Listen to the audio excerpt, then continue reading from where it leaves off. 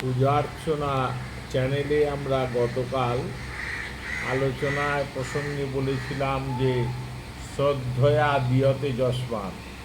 এই শ্রদ্ধা কথাটার অর্থ বোঝাতে গিয়ে আমরা বলেছিলাম যে শ্রদ্ধা মানে শাস্ত্র বাক্যের ওপর পূর্ণ বিশ্বাস।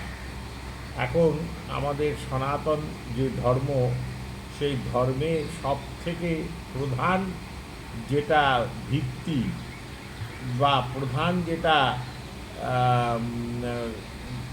মানে সিদ্ধান্ত সংগঠিত হয়েছে যাকে কেন্দ্র করে, সেটা হচ্ছে ধর্মে বেদাহ প্রমাণম।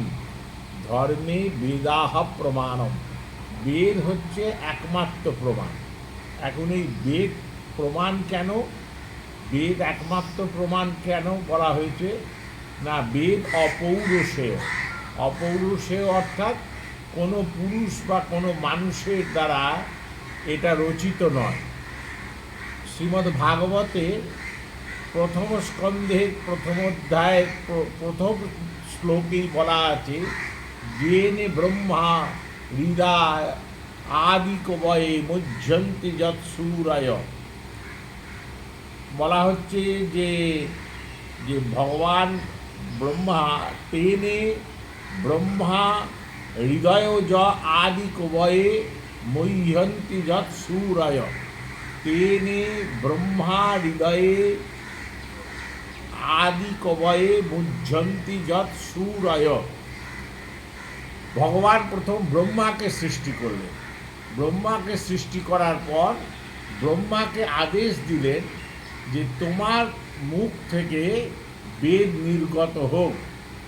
তাই নির্গত হয়েছিল ভগবানের নিঃশ্বাস বা ব্রহ্মার মুখ থেকে। তাই বেদ অপৌরুষেয়। বেদে কেউ লেখেনি, বেদ কখনো মানুষের দ্বারা, মানব শরীরের দ্বারা লিখিত নয়। আর লিখিত না হওয়ার জন্যেই বেদের মধ্যে সাধারণত অন্য লেখনীর মধ্যে যেগুলো ভ্রম, প্রমাদ, বিপ্রলিপ্সা, করণা পাঠব রহিতত্বম আপতত্বম। ভ্রম, বিপ্রলিপ্সা, প্রমাদ, এই যে দোষগুলো, এই দোষগুলো বেদের মধ্যে থাকে না।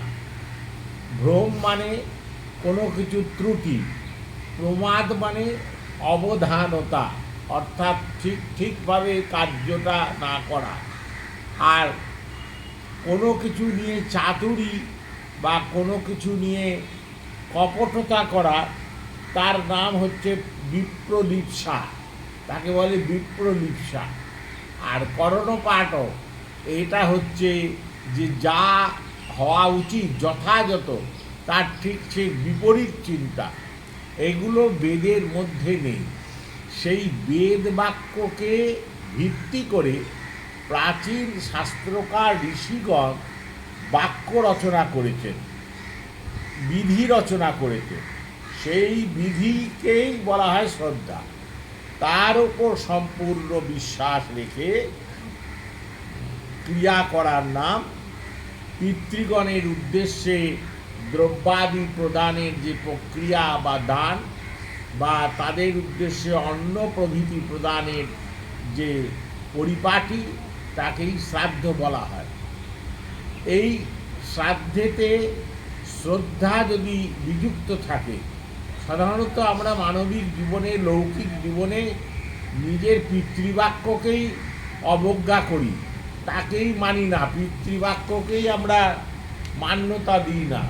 সেখানে আমরা কোন যুগে এই ঋষি মুনিগণ বাক্য বলে গেছেন, তারা বিধি দিয়ে গেছেন, তাকে আমরা মানে মান্যতা দেব, এরকম মনে করা খুব কঠিন। যার জন্যে সব কিছুর ভেতরই প্রবেশ করে গেছে একটা ব্যভিচার। কিন্তু যতদূর সম্ভব এই ব্যভিচার রহিত হতে হবে। গাদা গাদা গ্রন্থ রচনা হচ্ছে প্রতিদিন শ্রাদ্ধের ওপর, এবং লক্ষ লক্ষ কোটি কোটি তার ভেতর ভুল ভ্রান্তিতে পরিপূর্ণ।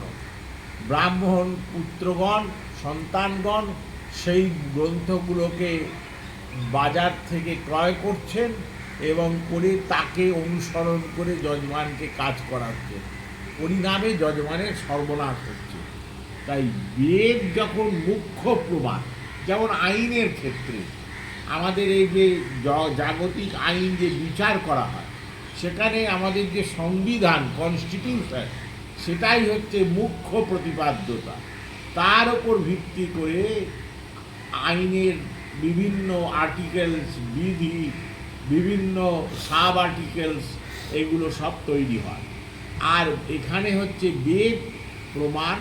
বেদকে নির্ভর করে প্রাচীন সংহিতাকারগণ, ঋষিগণ তাদের বিধিবাক্য যে রচনা করেছেন, সেই বিধিবাক্যকেই শ্রদ্ধা বলা হয়, এবং সেই শ্রদ্ধাকে যথাযথভাবে মর্যাদা দিয়ে পিতৃকার্য, প্রেত কার্য করার নামই হচ্ছে শ্রাদ্ধ।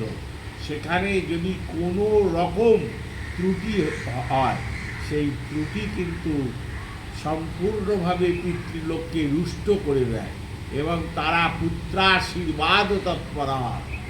পুত্রাশীর্বাদ তৎপর, পুত্রের উপর আশীর্বাদ না করে অভিসম্পাদ তারা দিয়ে থাকে। তাই শ্রাদ্ধ করানোর ক্ষেত্রে যিনি আচার্য পণ্ডিত হবেন, তিনি 16 আনা শাস্ত্রজ্ঞ যেন হন, তার জ্ঞান যেন পরিপূর্ণ থাকে, তিনি গায়ের জোরে যা ইচ্ছা করব এরকম মানসিকতা যেন না থাকে, তাতে যজমানের অধঃপতন হয়। এইটাই হলো শ্রাদ্ধ সম্বন্ধে আমাদের দ্বিতীয় নিবেদন। আগামীকাল আবার আমরা এই দেহভিত্তিক শ্রাদ্ধ, শ্রাদ্ধ কার করা হয়, যে দেহটার মৃত্যু হলো, পড়ে রইল যে দেহটা, যেখান থেকে আত্মা নির্গত হয়ে চলে গেল, সেই দেহটার শ্রাদ্ধ হয়।